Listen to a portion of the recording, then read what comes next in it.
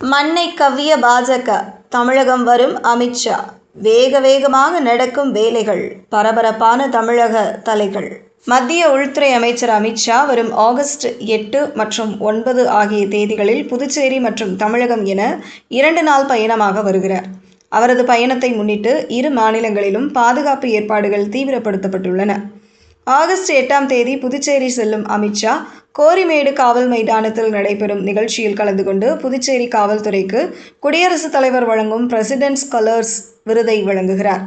அதனைத் தொடர்ந்து ஆகஸ்ட் 9ஆம் தேதி புதுச்சேரியில் நடைபெறும் அரசு நிகழ்ச்சியில் பங்கேற்கும் அவர் பின்னர் திருவண்ணாமலைக்கு சென்று பகவான் ஸ்ரீ ரமணர் ஆசிரமத்தில் சிறப்பு பூஜையில் பங்கேற்க உள்ளதாக தகவல் வெளியாகியுள்ளது.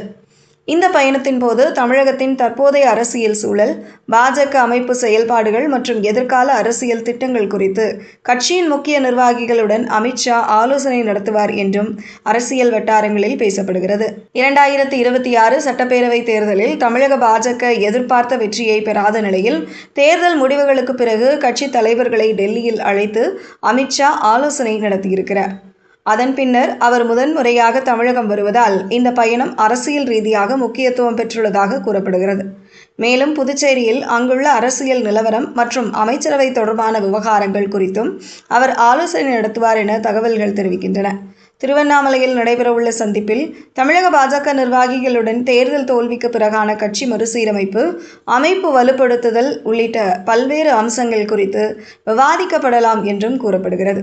அமித்ஷாவின் இந்த 2 நாள் பயணம் தமிழக மற்றும் புதுச்சேரி அரசியல் வட்டாரங்களில் கவனத்தை ஈர்த்துள்ளது.